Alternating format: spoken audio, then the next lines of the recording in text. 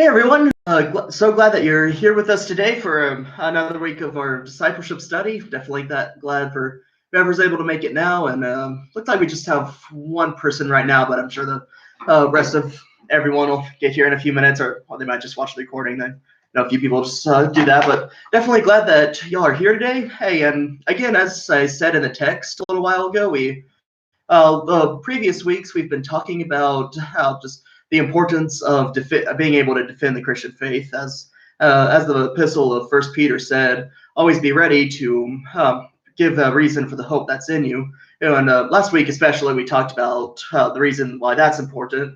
And as I said earlier in the text that I sent out, today we're going to be focusing in a little bit more on exactly how to do that. So we're going to be reading from James 1:19 today. That gives some pretty clear instructions of how to actually talk to people, how to communicate.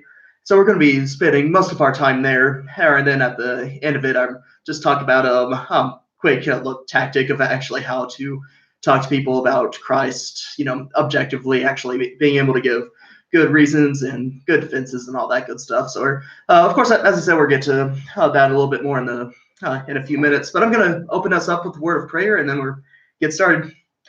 Lord, I just thank you and praise you for this day. Thank you for all that you've done for us. Thank you for just bringing us here together. And Lord, I just pray over the situation that's going on with the virus and with all those that it's infecting, for all those who are suffering as a direct result of it. Lord, I just pray that you be with them. Pray that you be with our church. I pray that you be with the decisions that we're having to make, and just Lord, I just pray that all of it will turn out to be beneficial for the kingdom. Lord, I pray that no matter what malicious things or what unfortunate things happen, Lord, that in the end your kingdom will be built as a result of it. And I have faith, and I hope that everyone praying with me to hear also has that faith that it will work out to build your kingdom no matter what happens. And Lord, I just thank you for who you are and what you do. And I just pray that over this study that we're about to have, I just pray that it'll lift people up, that I'll be your mouthpiece, that we're actually be able to learn things from it, Lord, and just be able to apply it to our lives. And Lord, for all those anyone who wasn't able to make it, I pray for them that they're still be focusing on you, even though they're not with us here today. Lord, I just pray that for their well-being. I pray for just whatever's going on in their lives. And all this I pray in Jesus' name. Amen. Awesome, everyone. So again, we're going to be studying primarily James chapter 1, verse 19, to talk about just how to actually talk to people about Christ, because that's such an important topic, like we talked about last week. Not just understanding why we believe, not just having this hope that's in us, but actually being able to explain that hope, because we're instructed to. We can't really not be able to explain it. Like, there's been times in my life, the whole reason that I'm wanting to go on this pursuit today, there's been a time in my life that I've been faced with criticism with Christianity, and at that point I had firmly believed everything that I believe now, or most everything, I guess, twisted a little, changed my beliefs a little bit over the years, but not majorly. But this person had just asked, hey, there's this to consider, and there's this to consider, and there's this to consider, and just all these things started pointing off the mountain. I just had really no clue what to say about that. I had no clue what I should point out. I just didn't know. And so from that point on is when I started actually studying apologetics. And so that's the reason I want to embark on this discussion today, because it's just so important to, as we talked about last week, give a reason for the hope that's in you. So again, we're going to be in the epistle of James, chapter 1, verse 19. I'm going to go ahead and start us off by reading that. It says, "Know this, my beloved brothers, let every person be quick to hear, slow to speak, and slow to anger." Let me read that again. Quick to hear, slow to speak, and slow to anger. When we are talking to people about our personal faith in Christ, this is a must. This is not just some optional thing. And just as last week when we talked about the verse in First Peter, having it with gentleness and respect is not an optional thing, and this is definitely a very good guideline of how exactly to do that. So this first criteria, quick to hear. There well, something to understand is that there's always a questioner behind the question. There's always a personal reason that someone is asking, why do you trust in God? Or why do you believe that this God can even exist? Or just there's always a personal reason behind each question, no matter how objective they seem. There's always a personal reason for them to be asking that. So it's really important to just keep that in mind when you're talking to someone about Christ, and actually, if possible, investigate why they actually say the things that they do. Like a few years ago, I couldn't tell you how many, but when I was first starting to study apologetics and Christianity, the actual beliefs of Christianity, I had listened to this speaker. His name's John Stonestreet. In the Sacred Battle of Ideas About God course. We actually heard from him a little bit. But one of the things that he had mentioned in this lecture that I heard, it was a lecture over the problem of evil and how evil and God could coexist. And he said that at one point he was talking to a couple of girls who had asked him, hey, why exactly does God allow evil? Why is there so much suffering and evil in the world? And and John Stonestreet started to explain to them. He even had a lunch with him following, inviting them to one of his talks, and they participated in that. But they were having a lunch with him just to talk about that. And he's, started going off about the logical side of evil, how we know that that God and evil can coexist, that God didn't create evil. He created man and blessed man with free will. And we, of course, as everyone listening to this, I'm sure knows already, hey, just with the dynamic of the class, of course, I don't know who's all listening, but we should hopefully already know that man was the one who instituted evil into the world. Man's the one who let evil and sin and suffering into this world so that we would suffer from it now. And he just went off talking to them about the key details of this and I couldn't tell you how long because I don't remember, but he spent a pretty significant amount of time just talking to these two girls about this. But right after he had finished, right after he said, this is what I believe about this. Yes, I don't know quite how to make you understand what I'm saying. But the two girls started, and they were sisters, by the way. They started explaining to the speaker why exactly they were asking that question. Started explaining to the speaker exactly why they exactly the differences, the situations that they've been brought up in, just their whole life story, and then started explaining to him how their life had been ruined by drugs, how their dad had all but abandoned them. They said that even their church, after finding out some certain things, had completely turned their backs on them. And not only that, but humiliated them in front of the entire church, and just went on and on about how even though they're only, I couldn't tell you how old they were, but probably in their young teens or something like that. But they started explaining just how bad their lives has been. And so the speaker, John Stonestreet's words about that is that their question was not, why is there evil in the world? But rather their question was, why does this evil happen to me? Yeah, like they weren't interested in understanding why evil existed in the first place. They were interested in being comforted from it because they were so affected by it. And all that to say, again, as I said earlier, there's always going to be a questioner behind the question.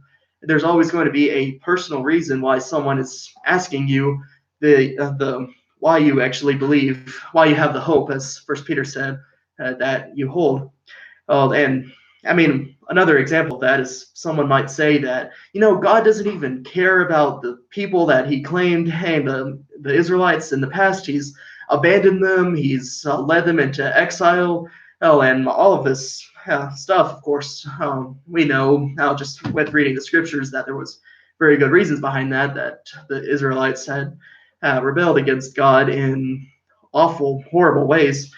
As but at the end of all of it, we understand that God was actually there for his people. But someone might say that, God didn't even care for the Israelites.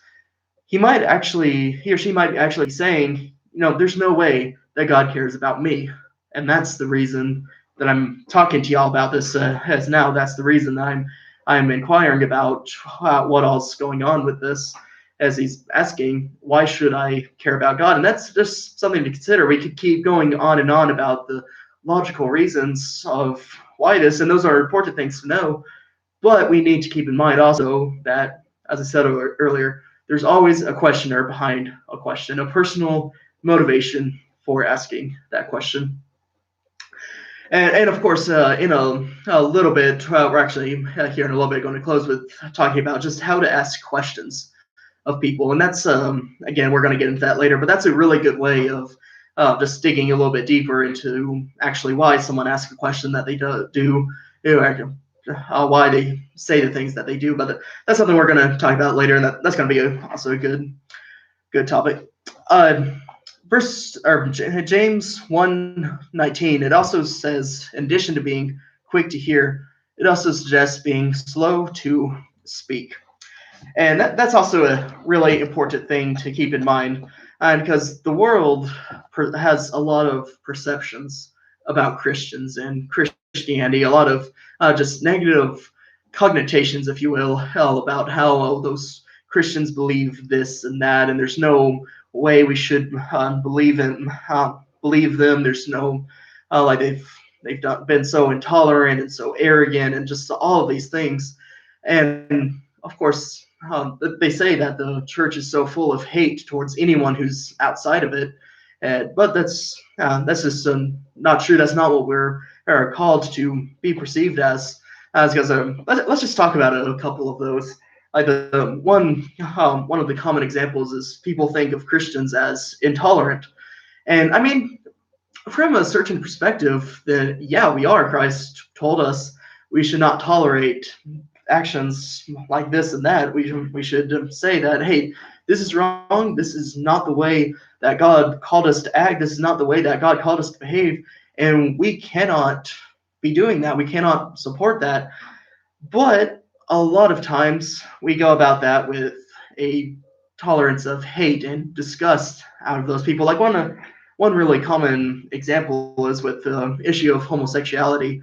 A lot of times we as Christians see that, yes, that's wrong, but we go about it just shaming them and just saying that they're treating them like they're the worst humans in existence. But if you really think about it, just think about what exactly is homosexuality. It's just a sin. I mean, it's all sin is awful. All sins need to be addressed, and all sins need to be forgiven by God so that we can live a better life. But we shouldn't be treating people who suffer from this particular sin any different from the way we treat people suffering from any other sin, addiction or thievery or whatever or it may be.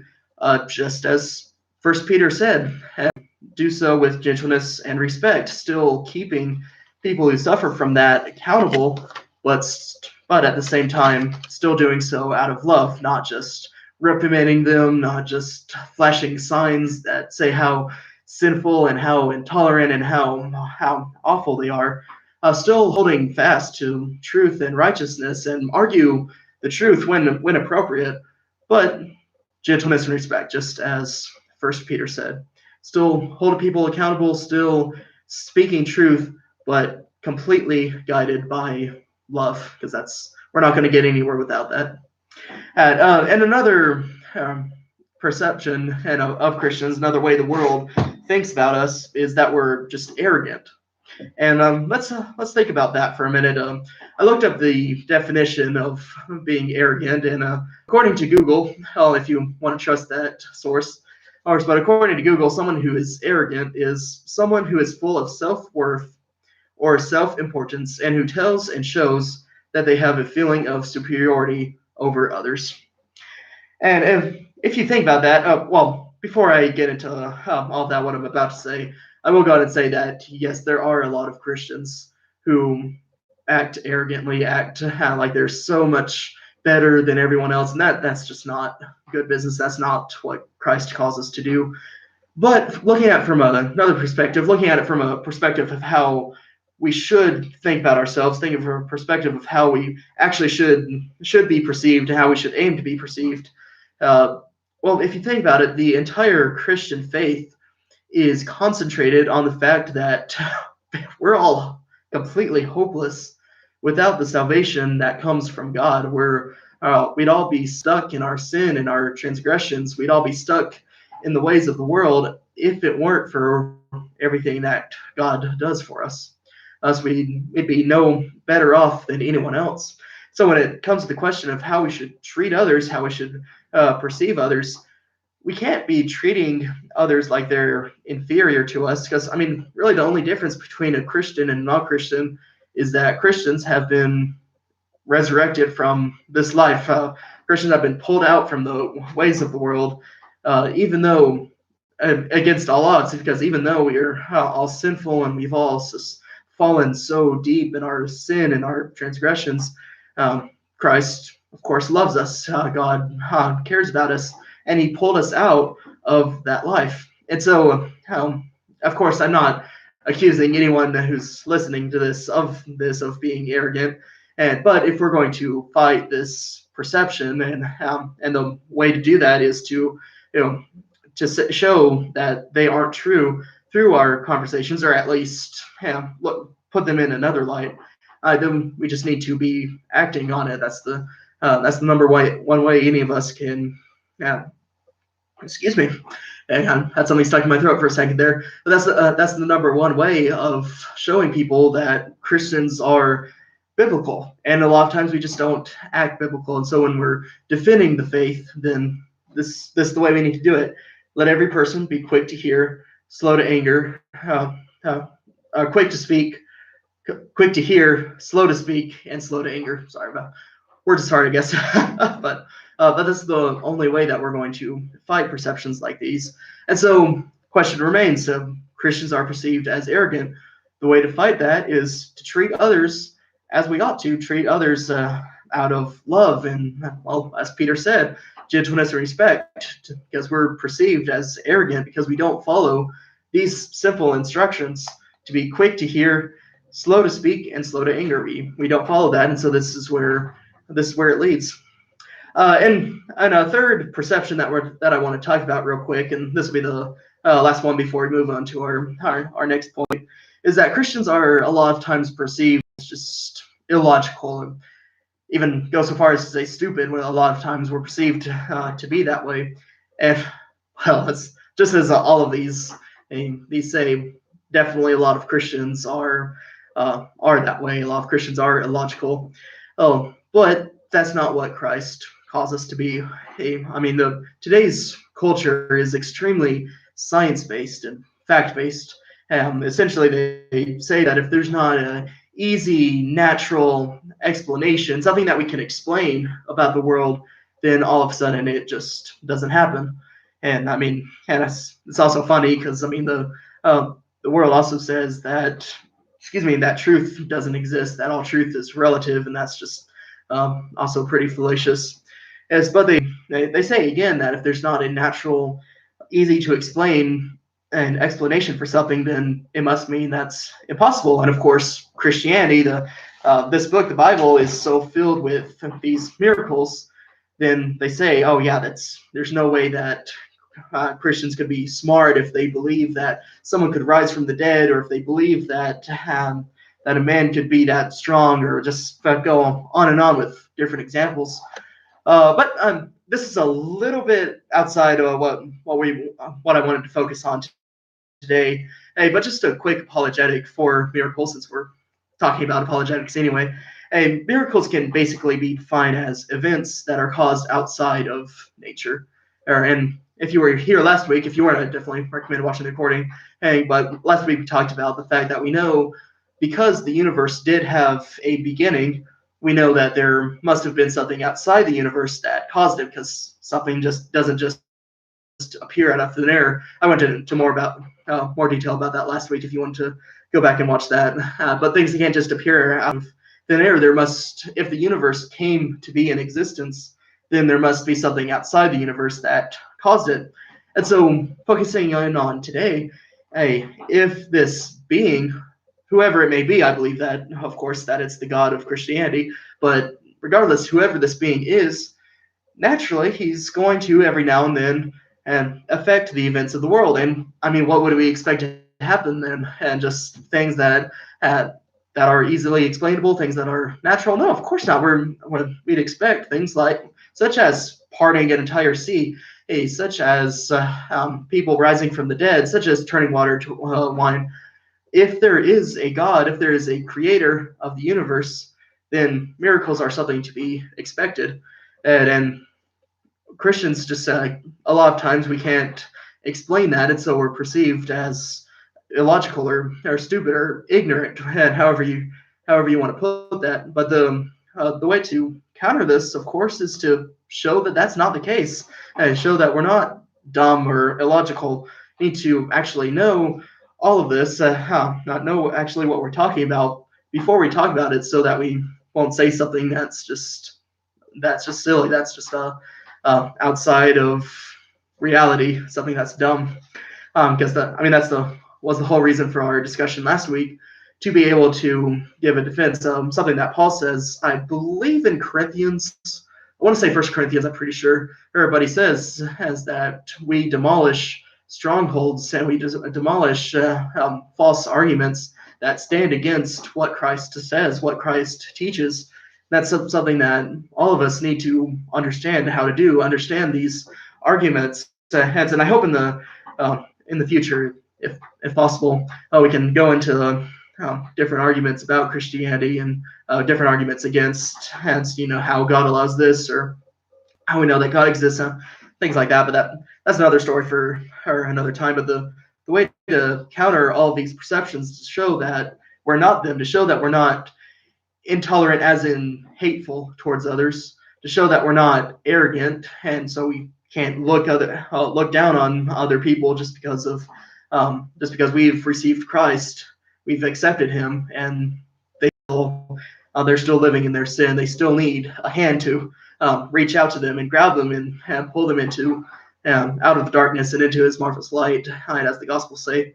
And of course, actually know our faith, know what we're talking about, just as we discussed last week. Know that recognize the culture is very science and fact-based, and that's just a way that we need to address Christianity. Going back to the Great Commission, and to go and teach people what I've taught you, what Christ taught you, go and discuss that. This is a way we need to do that, to actually know what we believe. And all the more reason today, like back then especially, Paul all the time talked about why he believes the things that he believes, but especially now we need to be discussing that in that light. And so the third thing that it talks about here, of his own, every person must be quick to hear, slow to anger, slow to speak, and then the third one being, of course, slow to anger. And I think that one's pretty self-explanatory. We've talked about it already. When Christians shouldn't be perceived as arrogant. A lot of times we are, and rightfully so, because people make mistakes all the time. But just as James says here, we need to be slow to anger. We need to, as Peter said, address issues like these with gentleness and with respect. And of course, if anyone else has a comment about any part of James chapter 1, verse 19, I'd definitely love to hear about them in the comments. But just remember that when we're talking to people about Christ, then this is the criteria to follow. My beloved brothers, let every person, again, be quick to hear, slow to speak, and slow to anger. That's three things that a lot of times we're not ready to do, but that's just something that we need to be trained up in, and train ourselves up, so that when ready, when we're faced with it, then we can give a reason for the hope that's in us. And again, that could happen just literally at any time. I know that most of us aren't ready, or aren't called to, I should say, to go out on the front lines, if you will, and preach the gospel to people who haven't heard, to discuss with secularists and all that. But it's up to all of us to be able to give a reason for the hope that's in us, just as First Peter said. And earlier, when we were on our first point, I mentioned that asking questions of people is a really good tactic for actually discussing Christ with them, and of course, this is just getting into actually how to talk to people about Christ. Of course, the first part of this lesson was a little bit more conceptual of what the Bible says: to be quick to hear, slow to speak. But I wanted to just talk a little bit about actually how to talk to people about Christ. Actually, how that forms in day-to-day conversations, because that's the point that we're having, the lesson that we're having now, is to talk about that. So, as I said earlier, asking questions of people, just as we're talking to them, if that time ever comes to actually talk to people about Christ, then asking questions of them is really important way to do that. And so, one really popular question, and this is one that, as a youth minister, I do all the time. Like back when we were meeting in person, able to meet in person, and I would pretty much not go a week without asking this question at least once, and that is, what do you mean by that? And if someone says something that you don't quite understand, or you haven't heard from before, or something that just presents itself straight out of the blue and you have no clue where it came from, or what, you just ask this question: what exactly do you mean by that? I mean, as we said earlier, there's always a personal reason that someone is asking a question, asking a certain question that they do. And so in order to get to that, like, just ask, if someone says XYZ, what do you mean by XYZ? What exactly do you mean by that? And then of course, this question also would be used. I remember using it one or two times when I just had no clue what I should say about something. Even if I understand exactly what they're talking about, and I've heard it a million times, but sometimes, like, the way my brain works is it's very scatterbrained. It goes from one subject to a whole nother in a matter of seconds. And so when I get lost in thought about something while I'm talking to someone, because that unfortunately happens from time to time with me, because my brain just works way too quickly to concentrate on one topic at a certain point. Summer, if you're watching this, you definitely know that to be true. But sometimes if I'm talking to someone and I just blank out, then and there's this pause, then I just say, wait, what do you mean by that? Just so they're able to re-explain it, because I'd have no clue what to say. Hey, if I didn't, that's just the way my brain works. It just goes from one place to another, or without any warning whatsoever. So that's a really good way of just asking someone to elaborate on something. If you need more details, or if you need more time to think, just asking someone, what do you mean by that, is a really good topic. And another question you could ask someone, just along those same lines, is, could you define this for me? Hey, like, if someone's talking about salvation, for one example, how would you define salvation, just to make sure that we're on the same page and we're actually talking about what we mean to be talking about? Like, I remember one time, I think I was a senior in high school or something like that, but I had a really good friend, and some of you have met him already. I won't say who, but I had a really good friend who we'd get into these theological discussions, and because we were both just really interested in going deeper with what Christianity is and what it means, and all that good stuff. And so there was a topic that we just slightly disagreed on, or seemingly disagreed on, and that was, does God have emotions? We talked about the definitions of emotions, the how we know the different examples in Scripture, and just went on and on about it. We each had our own perspective on it. And we spent like 2 or 3 hours, honestly. I don't remember how long exactly, but like around 2 or 3 hours, just talking about this same topic. We went on and just kept going around in so many circles. I'd make the same point I just made a few minutes earlier, then he'd counter it with the same point, and we just say it in slightly different ways, and it expanded so long. But then a couple days later, we got together again and we started talking about it. And this is in a night that I had gone over his house because I was going to go to his church in the morning. That time I didn't really have a home church, so I was going to go to his, and we we were staying up till like 4 a.m. because I was stupid back then and did that thing. And no offense if you stay up till 4 a.m. I totally understand. Summer sometimes. But we realized a lot of times that while we were talking about this, in the end, we had the exact same argument. We were trying to say the exact same thing. We were just using completely different words to explain that. With any one definition and with any one word, we can have so many different definitions. That doesn't mean that the person using that word or is using it subjectively or anything like that. They're using it for an objective purpose. But one word can have so many different meanings, and so it's so important to actually understand what your opponent is saying and understand what yourself is saying, so that way you can actually talk about what you need to talk about and not go into that same trap that me and my friend went on for like 2 or 3 hours. So asking how could you just define this term or this phrase for me could really go a long way. And then another question, I'm just going to go through this one and one more, and then we're calling it good for the day. Hey, but the next question I want to talk about is, how would you explain this? And so if you see like a flaw in someone's logic, and you want to point it out to them, but you don't want to be, aha, you're stupid for saying this, as if you don't want to go about this with gentleness and respect, as Peter said. And if you see a flaw in your logic, you just say, hey, how would you explain this? And just point out a whole different perspective on it. And I mean, I've watched a lot of videos of people winning arguments like this just by asking that one simple question, because then if they don't have if they haven't considered it, and then just be like, keep going on and on like that.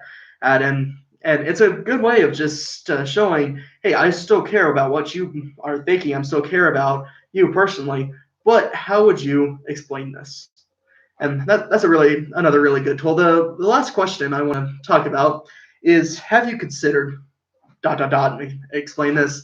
If you're ready to give, the reason for the hope that's in you, if you're ready to give like your testimony or your answer for this dilemma or anything like that, just ask, have you considered this? And ask them, just, tell me your thoughts on what I believe. Ask them to tell you what they think about this and that. You could follow that by giving your testimony, or follow that by talking about some topic in theology, which it's so dynamic, it's hard to pinpoint just one specific example, but just, have you considered this? And then follow it along with whatever that does. And just again, as I talked about earlier, a really good advantage of that is that it takes the pressure off you, to defend that. If you need more time, or if you're under pressure, just getting sweaty, diaphoretic, and all that good stuff, and you just need, okay, wait just a minute, then just asking a question of someone shows that you still care, and you still, and especially shows that you want to hear what whoever this person is saying. But it just takes the pressure off you, and that could be a really good tool. Sometimes when in my conversations with people, especially on Wednesday nights, when people who believe who knows what just starts asking me questions about this and that, and it's a really good way of just diving into exactly what they believe instead of putting all the conversation on you. Yeah, so that's just a really good topic thing to keep in mind if whenever y'all get into a position where you're actually talking to someone about Christ. Because again, it could happen at any time. It could happen without warning, and it's a very common thing to happen. It's happened to me in the past when I wasn't ready for it. So I just encourage y'all to get ready now, so that when the time comes and you actually need to stand up and say, whoa, this is what I believe, and here's why. Just as Peter called us to do, we need to be ready to actually be able to do that.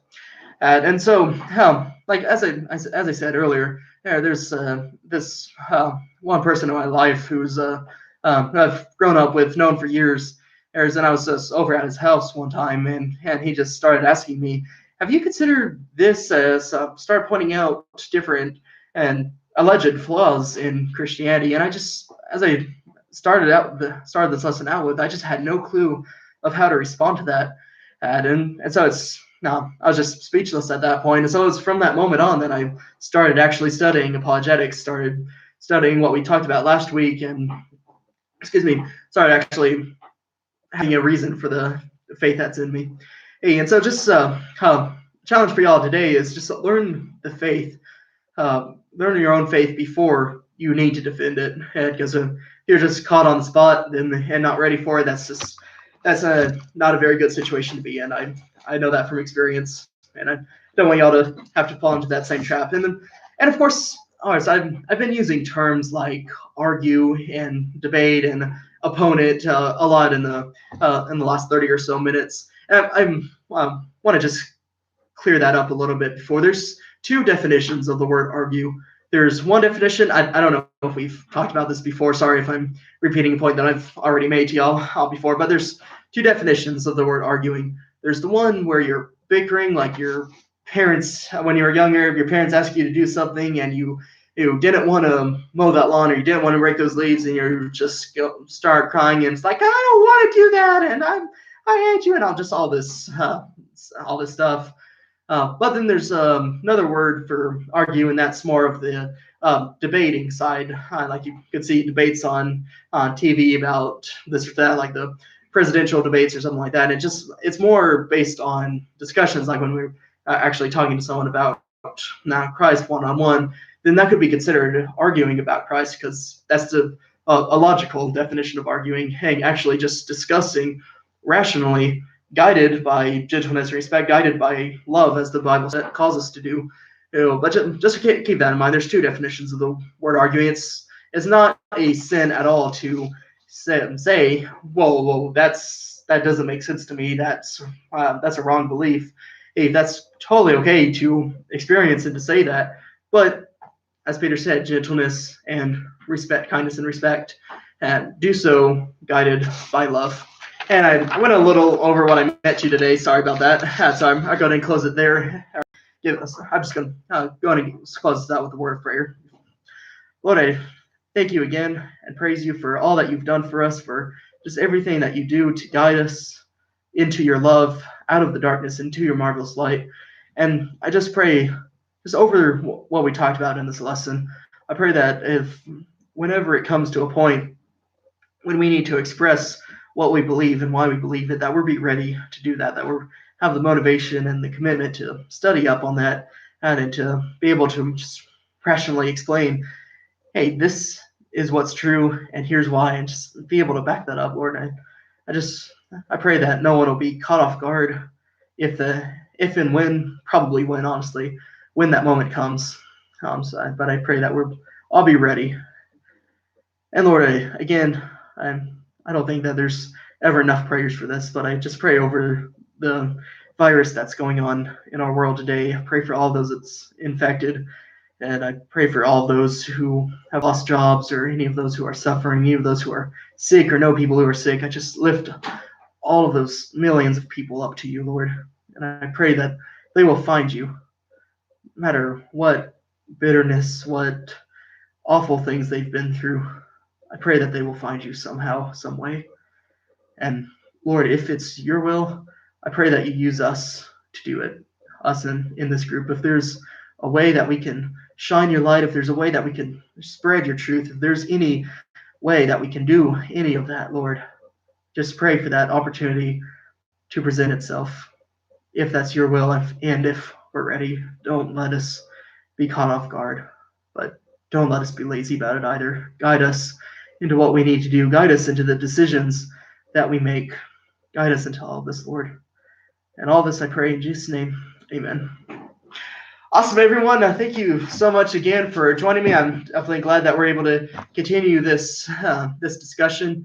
And as I said last Wednesday, I really want to do things in person with you, and I just have personal, hesitations about that. There's just someone in, I just want to make sure that we're able to do it safely first. And again, I love all of y'all. I pray for y'all every day. Hey, I know I've already said that in previous discussions like this, but it still remains true. And it never will not be true. I'm still going to be praying for y'all every day for I don't know how long, but it's still going to happen. And I care deeply about all of y'all, and just no matter what the future holds, I still want to be here for everyone, and still share the love of Christ, still be able to teach whatever God calls and provide messages just like this. And of course, I don't know what the future will hold, but I just pray that that'll all work out for God to have His kingdom built, because that's the long run. That's the goal in the long run. That's the most important thing. So again, I'm praying for you guys. Love you guys, and I see y'all later. Bye. Thanks.